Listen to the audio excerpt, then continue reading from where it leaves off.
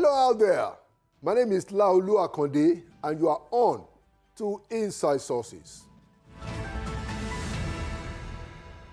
But first, here is my take for today, and I'm looking at two issues. The first one is entitled, For a Moral Clarity to Overcome Terror.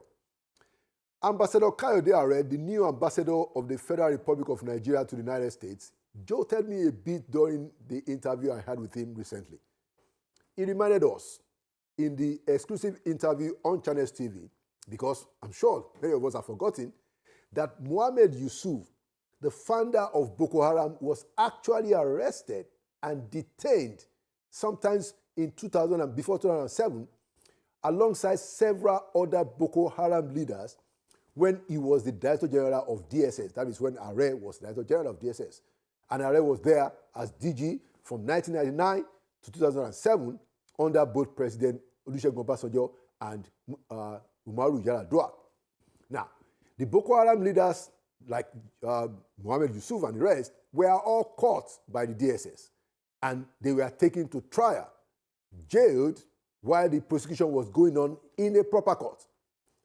And suddenly, politicians intervened and saw to it that Yusufu and co.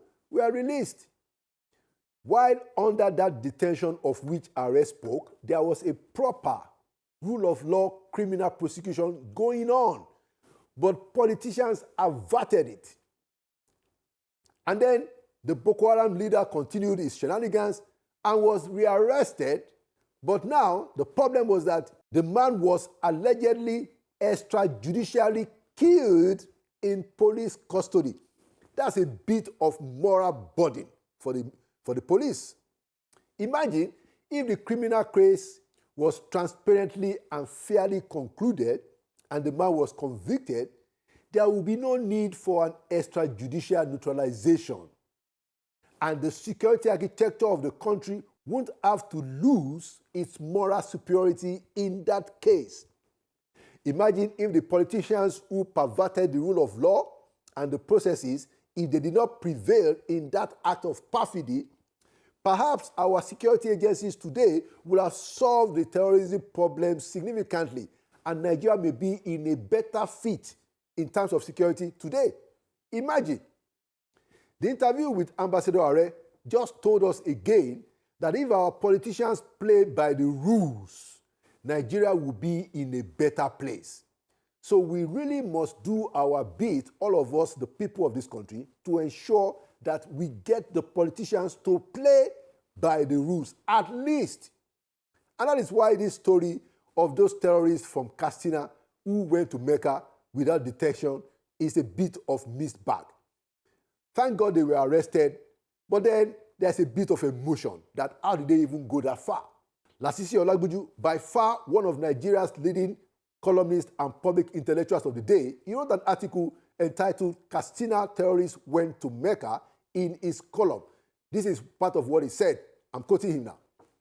Those were dangerous men who boarded commercial flights through Nigerian airports, sat beside innocent passengers, traveled to Saudi Arabia and returned through the same airports before they were intercepted. How did they make that journey? Where was the federal government? Where was Katsina state government? Were the pilgrims, quote unquote, unknown to the authorities until they landed back in, he wrote Katsina, but apparently in Kano? If so, was this a catastrophic intelligence failure? If not, why were they allowed to travel at all? Either possibility raises profoundly disturbing questions. If that is not a national scandal, what is? Unquote. Now, Olagbuju's concerns hit home, and we are still being jolted like the story of Yusuf, who had political forces and politicians pleading his case and those of his co-terrorists. It's similar to how it's now possible for terrorists to be moving around. My point is this. Our governments know these people, and I say governments. They know these people who are beheading people, who are kidnapping school children. And that is not a bad thing that they know them. except that that knowledge ought to be advantage for public safety, because they can then arrest them and deal with them.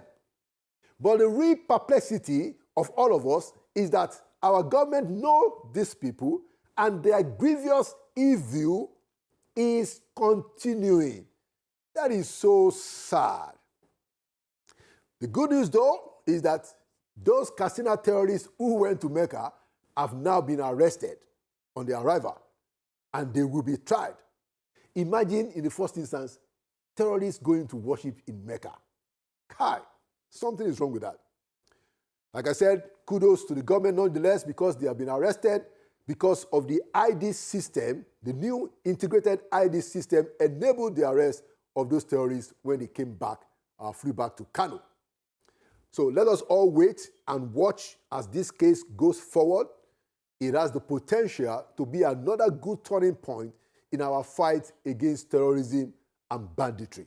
So help us God. Second point, the chaos over the fake presidential agency.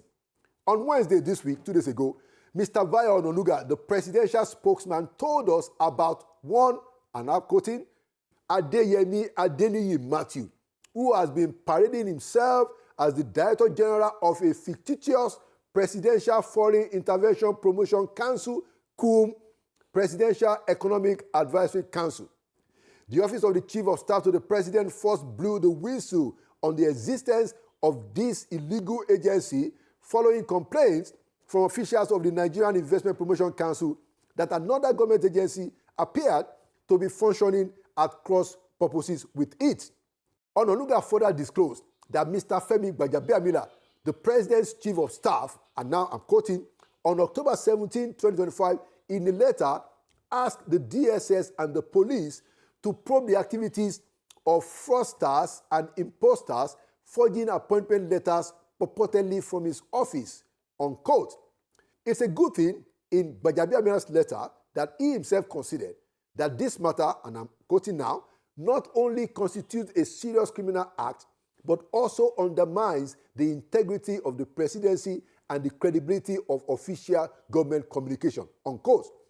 The integrity of the presidency is heavily compromised by this story, especially now because this man has now gone on national TV to deny this criminal act.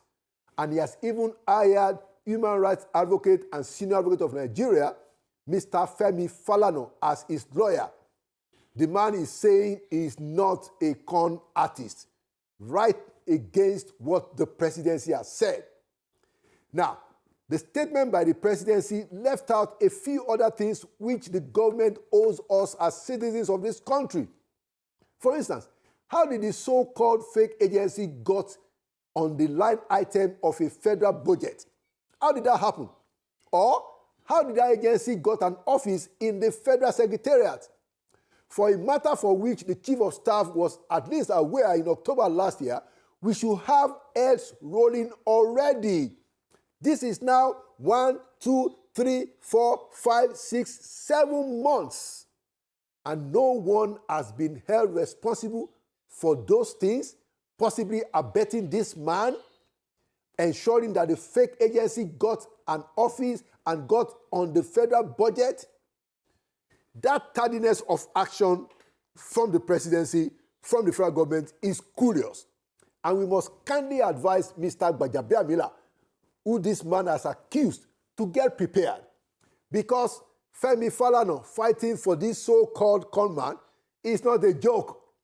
And the fact that Falana is stepping up to this case sends a different message altogether, especially because of the grievous allegations that this man has made against Gbajabiamila in the public place.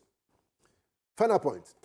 Aside from all of that, let us ask the president again, Asiwaju Bola Ahmed Tinubu, how did you manage to surround yourself with a third-class team of people when you are playing the World Cup of your life? That is so sad. And there you have it. Inside Sources goes full blast right after this. Welcome back to Inside Sources. Today I'm leading the show with a conversation with a group of Nigerians that are making things happen in America. A lot of those, support that we get from the U.S. government, these are the guys that are doing the behind-the-scene work. As a matter of fact, about 2 Tuesdays ago, the Save Nigeria group hosted a major event in Washington, D.C., where Nigerians and Americans came together and said, thank you, President Trump, but we want you to do more. So we're going to be talking about that. And of course, we will talk also about the comments that Pastor E.A. Adeboye made at that event, some of which has received some critical responses from some sections of the country. To join me in those important conversations, I have the president and the leader of the Save Nigeria Group Coalition in the United States, Mr. Stephen Osemegwe. Stephen, good to see you again. Thank you, Laulu. I hope your flight was smooth. We thank God. At the gala. Greetings, Nigerians, and greetings all around the world. Thank you so much. You're welcome, Stephen. And also we have a leading Nigerian lawyer, US-based Nigerian lawyer, who has done tremendous work both here and in the United States, as a matter of fact, globally, and is also an effective operator in these matters of bringing good causes around. I'd like to welcome back to Inside Sources, Barrister Emmanuel Ogebe. It's a pleasure to be here. Thank you, Laulu. Thank you so much. And finally, today, for the first time, we are also featuring the Executive Director of the Christian Association of Nigerian Americans, who is a part of the Save Nigeria Group Coalition. I'm talking of Pastor Banjo Olaliyan. Pastor, welcome to Inside Sources. Thank you, my brother. It's a pleasure to be here. All right. Okay, so let's start with Stephen. Now, I know that there has been a lot of coverage of the event that happened about 2 Tuesdays ago in Washington, D.C., where your group honored top American politicians, including the U.S. president, and of course, leading Nigerian leaders of the faith, such as Pastor E.A. Adeboye and Bishop Oyedepo. Now, I wanted to ask you that since that event, what kind of impact have you measured, have you seen, in your advocacy to get the Americans to do more? Thank you very much, Laulu. So for the past couple of months here in Washington and in America, the attention on what was going on in Nigeria had begun to wane because the Middle East entanglement was protracting, and we were concerned. Yes, the U.S.-Nigerian partnership was yielding some results, particularly with the killing of the ISIS #2, the killing of some terrorists in the Northeast. We're concerned that this insecurity, which is spreading in Nigeria, the killings that has not reduced, we're losing that attention from the White House. We figured out it's better to bring leaders together to say, well done to this administration and the President Donald Trump, but we wanted to impress upon them to please do more. How best could we do that? So we had a rally outside the White House at McPherson Square on Saturday, June 20th. But the big one was on Tuesday, June 23rd. We had the U.S.-Nigeria Faith Heroes Award Gala. And the essence of that gala was to say thank you to the United States government for bringing attention to an issue that has lasted over a decade. And we wanted to say thank you for responding positively by going after terror enclaves. However, please do more. That was the essence of the gathering. And we were joined by highly distinguished fathers of faith, including our father, Papa Adeboye, and Mommy Adeboye, who came in person and stood with us to call for more help. And as a matter of fact, his overarching message, which was well applauded, was to say, well done to President Trump. Thank you for what you are doing. In fact, he said, I like President Trump because he means what he says, but do more. Particularly when Papa Adeboye said that this insecurity is now at my doorstep in Lagos. So he called for that level of U.S. help, and I believe his voice amplified ours. And beyond just Papa Adeboye, Bishop David Oyedepo was also honored as the patriarch of faith, and he wrote his own speech calling for U.S. help because he said, and I quote, Nigeria is on the brink and America needs to act quickly. And one of the things he also said was to say thank you to President Trump. Congressman Riley Moore, Congressman Chris Smith were honored at the event, and we presented their award at their offices on Tuesday. And they are saying that they are not taking away their eyes on the ball on Nigeria. And also, people like Ezekiel Dachomo from Plateau State was honored for his valor. Prophet Isa Ebuba was honored for his outspoken courage in the face of persecution in the Middle Belt. And people like Leah Sharibu, who had been in captivity and still in captivity, was also honored. As a matter of fact, there was also a posthumous award given to the late Representative Jackson Lee of Texas, District 18, who had served as the leader of the Nigerian caucus. And she was so passionate about Nigeria, she schooled in Nigeria. So we wanted to recognize her work, even though she had passed in 2014. And the last one I would say is also we honored the Nigerian soldiers who had laid down their lives in the front lines. And it was graciously accepted by Minister of Defense, General Christopher Musa, who was represented by the Nigeria Embassy attaché from the Ministry of Defense. So we are very grateful that the overall event, we were joined by the co-chairs of International Religious Freedom, Ambassador Sam Brambach and Dr. Katrina, who gave a very passionate call that America needs to stay focused on Nigeria. They thanked President Trump, but they believe that what is going on, there's an opportunity, there's a window. Now that we have the US-Nigeria partnership, we need to hone in and do more to eliminate these enclaves that we know and release our children. Because right now, we still have children being held. And overall, we have gotten a very positive feedback. Laolu, you were there as the host and also an awardee. You received an award because of your work on inside sources and your truth-telling. We want to encourage other journalists. This is not about people in America just talking. What we are doing there is to amplify your voice. So continue to speak.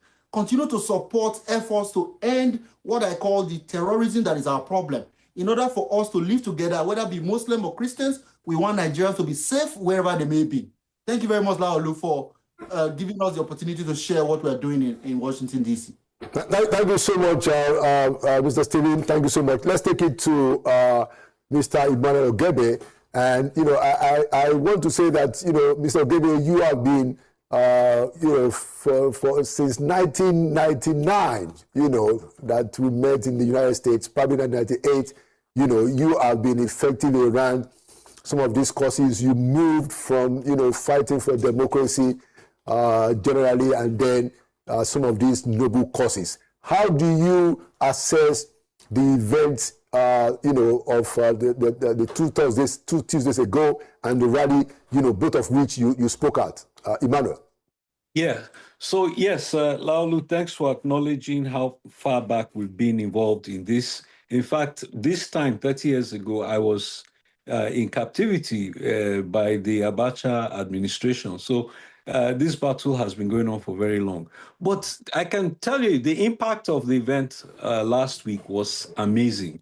For example, do you know that one of our expected guests from the White House at that event, who didn't end up making it, subsequently revealed that the largest intelligence cache ever recovered since the elimination of Osama bin Laden was recovered in Nigeria. That was huge. And we believe this was because of the flow of events that we were undertaking. And that's a huge revelation. And why this is important is this.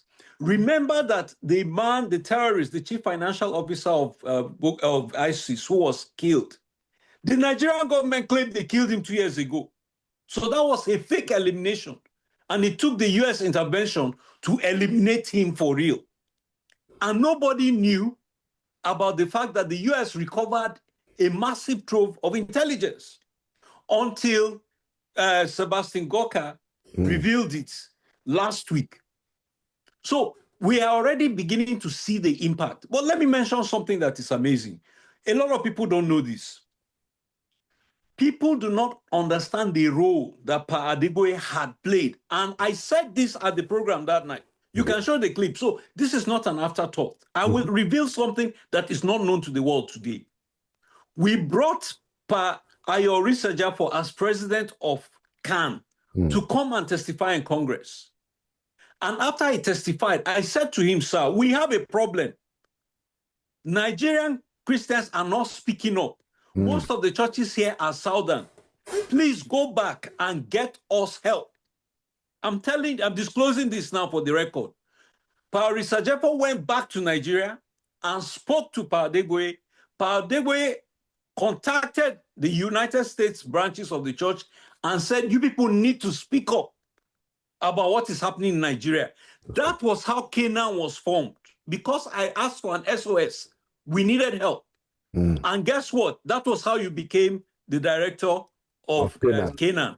And began what was the most massive mobilization of Nigerian Christians in America in history. It swept through multiple states, and we began to speak and engage. And we got Boko Haram designated as a foreign terrorist organization. Now, let me say something, because some people are saying that he only spoke up during the administration of Jonathan. Guess what? When you went into government, you went to government, and Osinbajo was VP. Canaan challenged Osinbajo face to face. I was there in Houston. Yes. That night, that the GO revealed that his church member, his daughter, was killed in the north. And her name was Eunice Olawale, and he said that the government did nothing about it. When was she killed? She was killed under the Buhari administration with Osinbajo as VP. He said it that night, and he attacked your administration because he said you people didn't do anything about it. So when I hear people coming and trying to twist what he said, he never defended the administration. What he said was that Tinubu has done what a commander-in-chief does, which is to give the command. But then he now said, the situation is so bad, we need United States action. He said President Trump should do more. He said we need Switzerland, United Kingdom. He called for more countries to intervene. So he did more than we even expected that he would do. And let me say this. After Orisa Jafo came here and spoke, the next top Nigerian leader who came to the US and spoke was Archbishop Onayekon. He came to Washington and he said that there's no persecution in Nigeria. He said it. The videos are there. He said it at Catholic University. So the first, other man of God, great man of God from Nigeria to come out and admit that we have a crisis and ask for international assistance is him. So these are just some of the things that transpired that night. So when we see Yahoo boys and data boys and lobbyists coming to try and muddy the waters, I want to say this. What Pa Adeboye has done and is doing, a lot of it cannot be disclosed in the public space. The only reason I even revealed this today on video for the first time is because we honored him last week and I mentioned it. If I hadn't mentioned it, people would think I'm trying to cover for him. No, we called for help and he responded. And he continues to act. And we will not disclose the ways in which he's acting. For security reasons. Absolutely. And I mean, those are very important points, Emmanuel. I have also had to speak out, yesterday, as a matter of fact, on TV to explain that, there is no way anybody can make a claim, that Pastor Adeboye is not holding governments accountable. Because like you said, even when I was serving as a media advisor, I knew some of the things that he was saying and doing.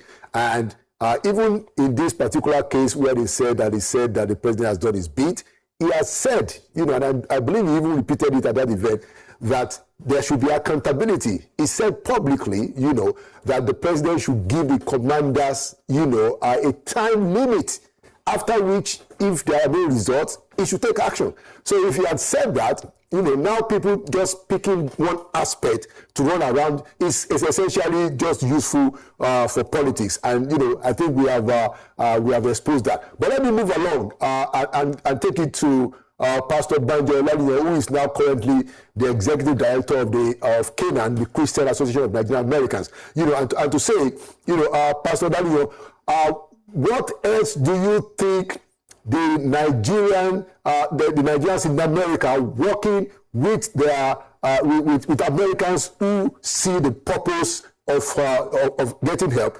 What else should we expect from our brethren in the US, both Nigerians and Americans? What else should we expect? Thank you, Loudly for asking that question. First, I want to back up what previous speakers have said, that we were all in that room, of course, in the rallies and the dinner that followed, and we all had, of course, it's in public custody now, the full transcription of what Daddy Gio said. Of course, if anyone has any issue with that, you can visit it. I believe Al Jazeera actually published it word for word today. I'm not too sure, but I think something in that light came out. So the fact is, if it calls for diaspora here, Nigeria diaspora here, to keep navigating, connecting with the government here in America and elsewhere to ensure that Nigeria is a safe place. If he told us that government needs to pursue those who are sponsors of terrorism in Nigeria, and also fish out those who are kingpin of this menace. If he said that right now we are not satisfied with the level of prosecution of those who are perpetrators, if he said those things, and if he also gave the anecdote information about how he is personally affected, I think that it has put pay to whatever rubbish is going out there in the public domain. People will just pick what they want in the speech and spin it to their own advantage. He started by saying, I'm not a politician, and I hope we are not here to bash any government. So, of course, as a clergyman, you don't expect him to come to a foreign land and be bashing his own government. But it was clear as to the direction he thought we should be going. Yes, as diaspora in Nigeria, the charge that he also gave is that we should not relent. We should keep using our influence or influences in different areas, penetrating the American government and the government of other countries. He also advised us to go elsewhere, like Australia, like UK, like even mentioned a few countries. It's in that transcript that we should go there. We should use our leverage to connect with our friends in other countries to ensure that we bring this issue of persecution of Christians in Nigeria to the forefront. Now, to the point of what should we be doing? Yes, we have done the coalition dinner, we have done the rally, and as you know, we have to continue to put this issue at the front burner of American narratives or American day-to-day conversation. And to this, Ken and I decided to do a 10 states tour, which is, we call it, we are having worship. Let me frame it right. It's going to be a concert, 10-state concert, which will be held in Washington, DMV area, Houston, Dallas, Chicago, and some other states where we have members. This we intend to do to bring testimonies of those who are directly affected to the people directly. So in each of these concerts, we're going to have minimum of 1,000 people there, and the already organizers on the floor that are doing that. We believe that people ought to hear the story of those who are affected, the victims of this persecution in Nigeria. We believe that our partners, faith-based partners, should be connected to what we are doing, because it is when they know what is going on, they can also be able to call their congressmen and influence them to bring the kind of result that we want, the kind of conversation that we want to happen in U.S. Media space. Yes, we also, in line with the coalition objective, we intend to put pressure on the Congress to pass HR 7457, because we know there's going to be time and we really don't have enough time. So we are putting pressure on our congressmen to bring this thing to the floor of the House and pass it. And I believe in the course of the discussion, we'll be discussing other things that we think should be done by Nigeria diaspora. All right, thank you so much, Pastor Banjo. So we're going to get another round, for all of the panelists, all of you gentlemen, and I'm going to start with Mr. Stephen Osemwebia. And Stephen, I'd like to ask you, because so Nigeria is going ahead. There's a presidential election, general election, in January, and other elections following right after. Now, I also made the point, just like Pastor Adeboye said, and you have also said, that what we are trying to do we are not interested in politics. You remember, as MC, I said that, look, we are calling attention to this problem. We are not interested in giving governments bad name or not. We are interested in calling attention to the crisis. We cannot possibly ignore a situation where people are being beheaded, extreme violence. We can't ignore that. But we don't want to use it to defame or put any government in bad light. So I wanted to ask you, Stephen, that is this something that you are also very conscious about, especially seeing how the comments of Pastor Adeboye has been misrepresented? What's your take about this? Thank you very much, Laulu. One of the blowback that we were seeing online with people that have very little information is that because Nigeria, of course, is in a political season, everyone wants to make his candidate look good or bad. Yeah. Well, I think God has given us, as leaders of this coalition, as leader of Save Nigeria Group, myself, I am in America fighting for a better Nigeria. And the name of my organization is Save Nigeria Group. Yeah. There is no political party in that Nigeria. It is for a Nigeria that is safe for everybody, including the Muslims, the Christians, and the Orthodox worshippers, and those who do not want to worship. Our fight is simple: religious freedom for all. Take out the terrorists and allow Nigeria to thrive. And I did mention in my review and interview after the gala that we want to end this episode that has started too long, particularly in 2009. Nigeria used to have Muslims and Christians live together. Yeah. I'm from Edo State. We have Muslims as our neighbors. And if you go to Edo North, there's predominance of Muslims there, and there's Christian all over. We have this. Papa Adeboye mentioned that his own family married a Muslim. Yeah. This terrorism is foreign to us. That's my argument. And if we get global help, working with the dogged military that is willing to fight, we can take them out and move beyond it. So I'm not here to campaign or not to campaign, but to say, let us pull together. For once, I know it's difficult, abandon political partisanship, because the terrorists do not care what party you belong. They do not care what churches you worship. They actually attack Muslims that disagree with them. They kill Muslims, they kill Christians, but Christians, in my opinion, are their prime targets. And if you look at what is happening in Christian farming communities in the Middle Belt, you cannot argue that they are targeted at Christians, particularly when churches are being burnt and destroyed. So our argument as this coalition here in America is not to be railroaded into political partisanship. As a matter of fact, there was a political person that came for our rally on June 20th and said he wanted to address the rally. I refused, simply because our rally is not a political platform. It is a humanitarian advocacy effort, genuine, seeking U.S. help for Nigeria, because we care about the Nigerian people. We care about the millions that have been displaced, and how we can get a White House that is interested to do more is our entire task, including passing legislation that my brother just mentioned. And on Tuesday, when we were at Capitol Hill, Chairman Chris Smith, him and Riley Moore received the award that we gave. He received the Lifetime Achievement Award for his decade-long work on Nigeria, particularly Chairman Chris Smith, that has worked with our brother Emmanuel Gebe, and even you before you left the United States. He received the Lifetime Achievement Award, and he's also co-sponsoring the Nigerian Religious Freedom and Accountability Act of 2026. So our coalition now is to talk to Americans across, Nigerians and people of faith generally. Please call your Congress members. Let them support 7457.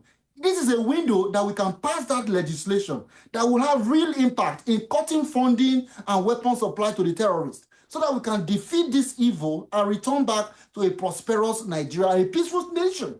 That is what we are focused on, not to talk about partisan politics, because we know that creates some level of division, and we want a cohesive coalition, and that is what we are focused on. Religious freedom, and we want the U.S. to help us, and they are willing, and we are making progress. Thank you. Thank you, Stephen. Let me take it to Emmanuel.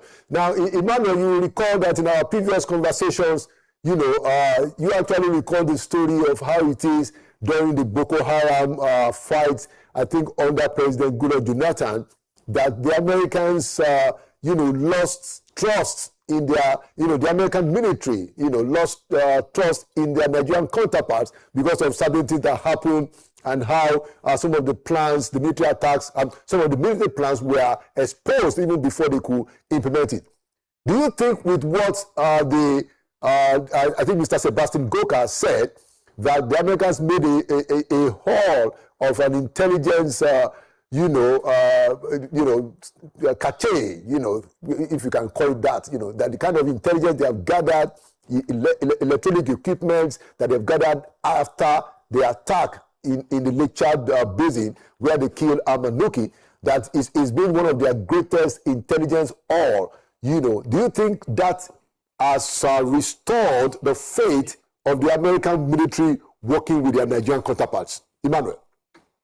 That's a very good question, and that has been a very problematic question. But let me say something. In this past week, we have seen videos online of terrorists on motorbikes and guns riding past a police checkpoint and police watching them and saying nothing. In this 1 week since our event, we have seen the Nigerian government say that 7 terrorists were arrested on arrival at the airport returning from Hajj in Mecca. Okay, in this same 1 week, we heard that a government gave the terrorists 10 million to go for Hajj in Mecca. Look, when you see these levels of complicity, there's no way that you will have confidence in the Nigerian government. So given all of these revelations, it is no surprise that the United States government decided to send an aircraft to collect all of the intelligence and bring it to the US for processing, because they cannot trust that the Nigerian government would do a proper job of analyzing the intelligence and acting on it. When you have a situation where terrorists are seen on video riding past the police checkpoint without interdiction. So clearly, the US has to be engaged more. And we, like Adeboye said, more and more countries need to come in to resolve this crisis. All right. Thank you so much, Mr. Ogede. I'm just going to give Pastor Banjo 1 more minute for your final comments. Pastor Banjo, just a minute. Yes, just as you ask, what are we going to do to get more Nigerians involved? As I mentioned, we have a 10-city tour of Voices of Hope, a concert, prayer, and testimony from persecuted Christians in Nigeria. And we hope that in those states, Nigerians there will attend. Of course, we already have a system of mobilizing the people in those places to be part of the conversation. Because when they know the issues that we're facing in Nigeria, especially the humanitarian crisis, we have more than 3.5 million in IDP camps. And from what I'm getting, government is not doing anything to help those folks.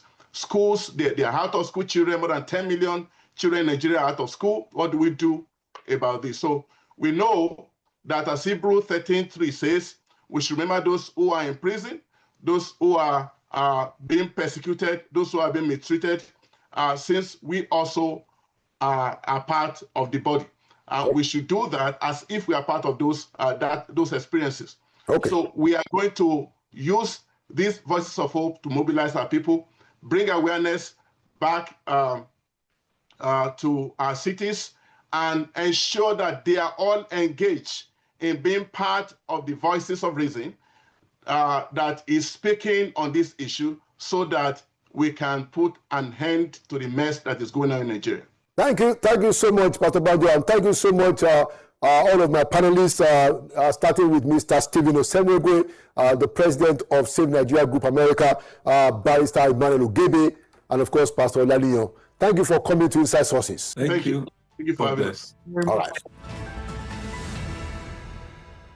Welcome back to Inside Sources. Today, I'm starting a conversation about a very critical and comprehensive book on the insecurity that has been going on in this country for a long time.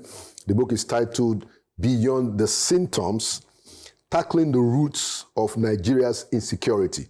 Beyond the Symptoms, Tackling the Roots of Nigeria's Insecurity. And it was written by retired Air Vice Marshal Shayo Olatunde, who is joining me today for the first time on Inside Sources. The retired Air Vice Marshal was formerly the Chief of Defense Policy and Plans, and also before that, he was the Air Force Chief of Policy and Plans. I'd like to welcome retired Air Vice Marshal Olatunde to Inside Sources. Thank you very much for the privilege to be here today. Thank you for coming. So I have, since this is your first time, I have a custom question I ask all my guests, that if you look at where Nigeria is today, what kind of future do you think is ahead of us? Okay, I would say the future is bright if we can do the needful. And that's the essence of this book. Exactly. And I've been reading the book, it's quite a very comprehensive one, and I see that you were very, very methodical, so I was wondering whether you're a professor looking at your method. But tell us a bit about yourself. We have introduced you as, you retired as the Defense Chief of Policy and Plans, So, can you introduce us to you? Introduce my audience. Yeah. Thank you very much, sir. Air Vice Marshal Olatunde, like you said, retired.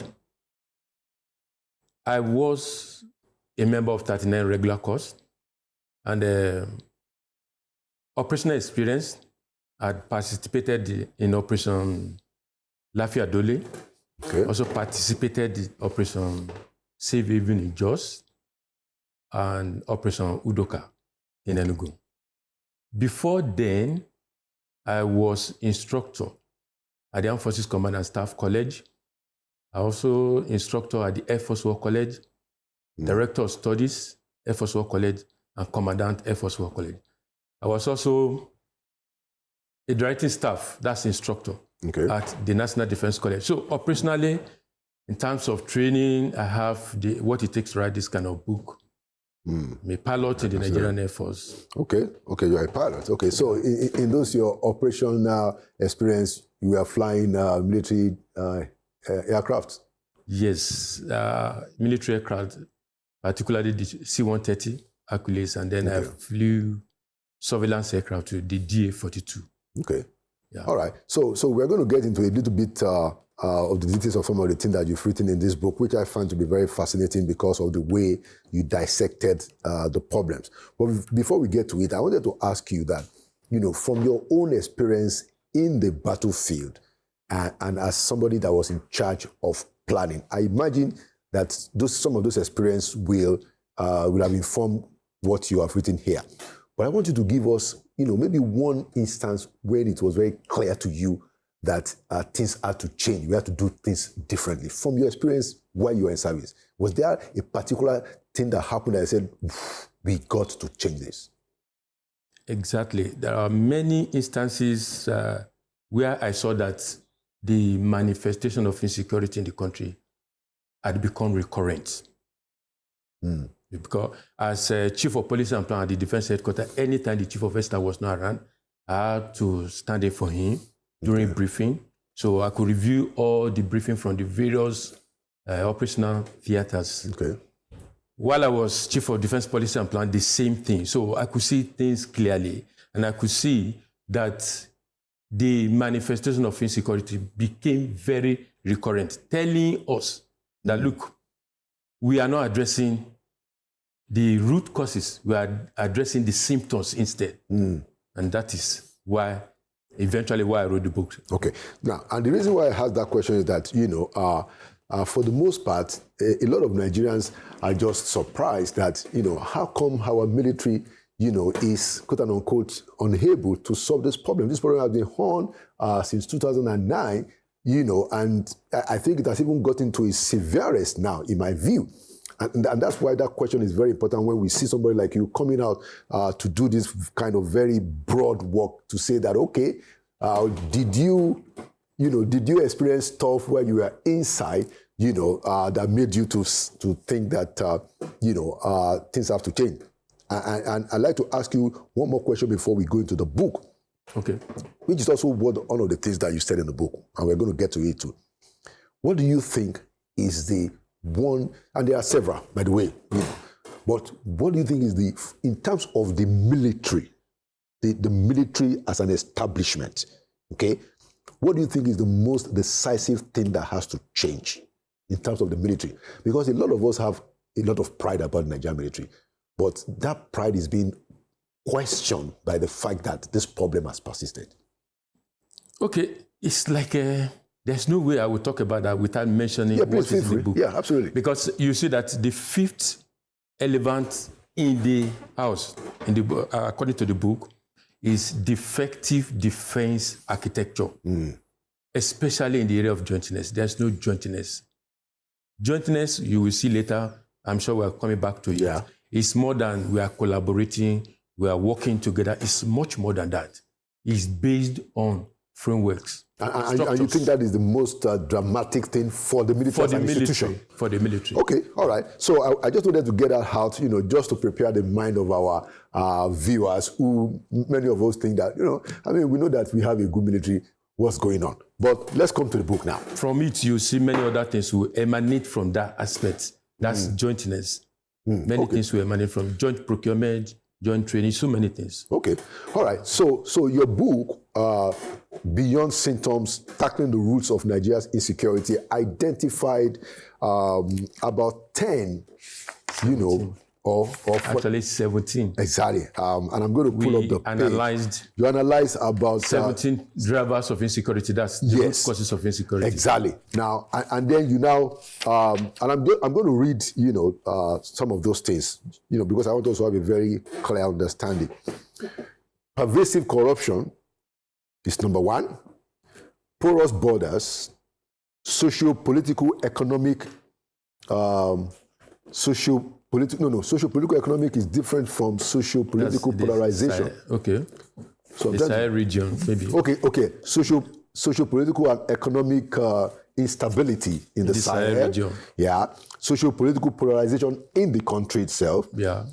Ineffective police force, defective defense architecture, proliferation of small arms and light proliferation of light weapons, and then proliferation of illicit drugs, several expansive ungoverned spaces, youth board, skyrocketing unemployment, ineffective criminal justice system, quest for resource control, illicit war economy, poor land use policies, climate change, and unprotected national airspace. Those are the major things that you highlighted. And that's about 14, like you said.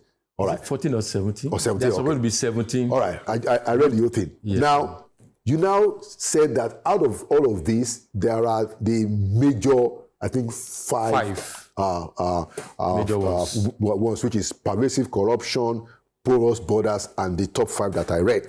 The first question I'd like to ask you is that in unearthing these problems, these root causes of insecurity, like you said, in unearthing them, what is your assessment of the level of understanding of this by the people who are taking the decisions of our life as a country?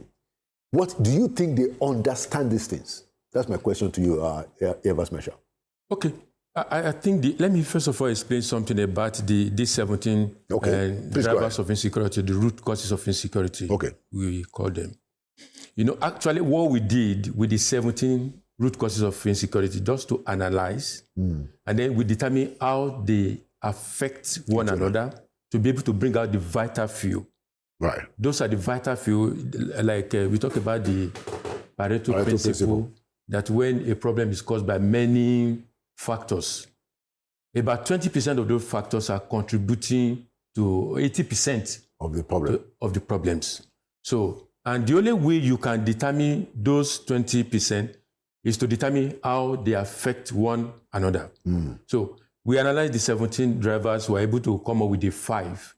I did not base it just on my own analysis. I also did a survey. Yeah, I said specialists. A very wide literature review.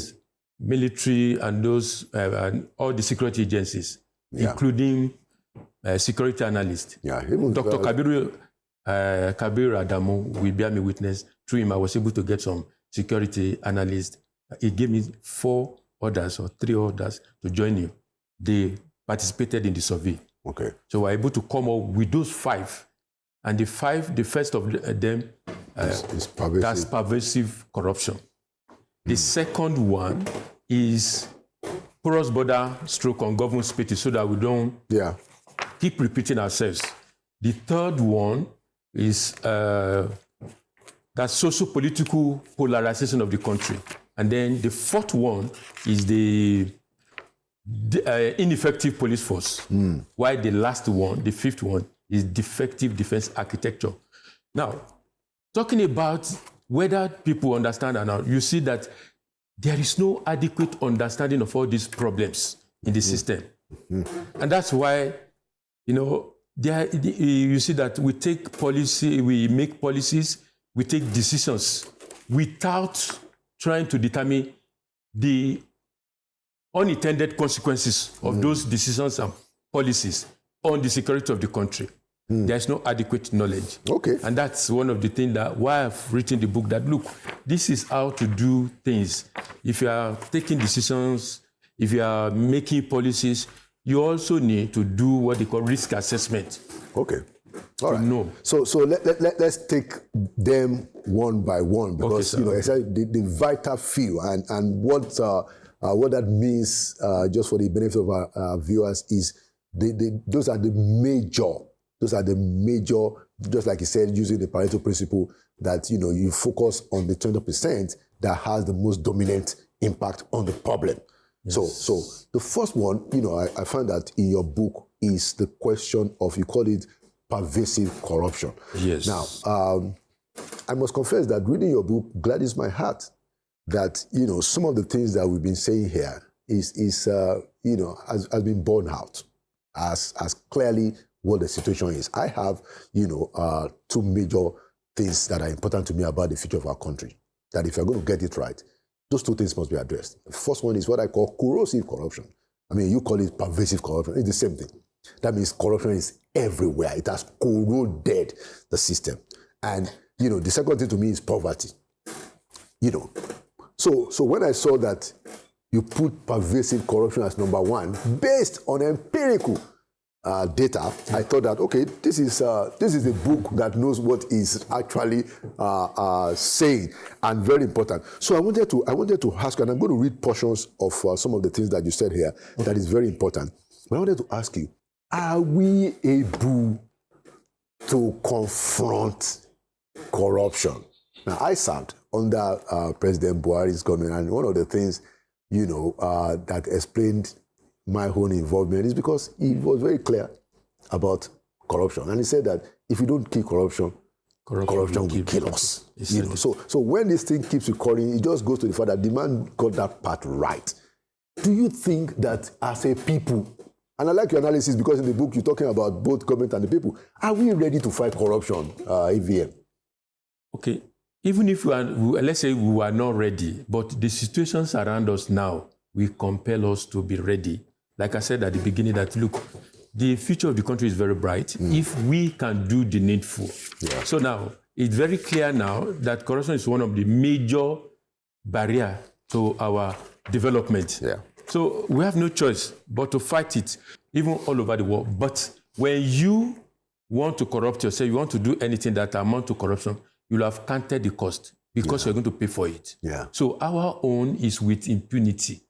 People will corrupt and they will do whatever they want to do, and they may go scot-free, which should not be. So if there's no scapegoat, I think the situation, because if you don't address these problems, there will be. Yeah, we're not going anywhere. We can't go anywhere. So I believe that situation will compel us to do the right thing. To do the right thing. Excellent. Now, I'm going to read a little portion of what you said in page 183, when you were talking about identifying the vital few. On page 183, you said that so the vital few is those 5 points: corruption, porous borders, and ungoverned spaces. You put those together. Socio-political polarization, ineffective police force, and defective defense architecture. This is what you said about corruption. You said corruption emerges as the most dominant driver, arguably the biggest elephant in the room regarding Nigeria's national security challenges. Corruption exerts a pervasive negative influence on virtually all other drivers of insecurity that we have been identifying in this book. So I wanted to ask you, can you give us instances of how this pervasive corruption, as if we don't know, give us instances as the expert. How does it affect the fight against insecurity? Okay, now the issue is this. I want us to understand something about those, the 5 of them. Yeah. You know, they are like principal components. Well, you know, you talk about unemployment or poverty now. Yeah. Now, what happened is that those 5, if you work on them, once you are recording improvement in them, you see that other drivers will also be improving spontaneously. For instance, now, once you're addressing corruption in terms of all facets of our life in the country, that corruption has eaten deep into them, you begin to see improvement in them. Now, if you, for instance, now you are securing the border, and you're making sure that we are getting better secured on government spaces, you are securing them. What will happen is that you are freeing up the space for productive agricultural practices and other businesses that will alleviate poverty. Right. That will be reduction. So, you know, all the 5 of them, because that's why I said that we try to determine how they affect one another. So that we'll be able to know the one, because without that, you'll not be able to establish the vital few. Right. So we did that. So they are like the major one that are one way or the other influencing others. If you are fighting corruption, you see that you'll be fighting other drivers of insecurity or root causes of insecurity simultaneously and spontaneously. Right. That's what I've seen. Not only in the security aspect, in all aspects of our life. Okay. You'll be seeing those things. Okay. Improvement. Right. So we're going to get into the detail of that, and you know, I'm concluding this conversation for the Friday edition, and in the Sunday edition, I'm going to be asking retired AVM Olatunde to give us a little bit more of this corruption problem as it regards, you know, security from some of his own experience. Because in the book, he also talked about issues of procurement. He talks about several other things. You know, that will be in the second edition of this important interview that will be continuing on Sunday. So thank you so much, AVM, thank you very much, coming. We're going to resume on Sunday. All right, sir. Thank you, sir. And there you have it, another edition of Inside Sources. Like we always say, Nigeria will prevail. It means that Nigeria will win, partly because we will keep talking about the major issues. My name is Laolu Akonde. Thank you for watching, and by the grace of God, I'll see you at the next edition.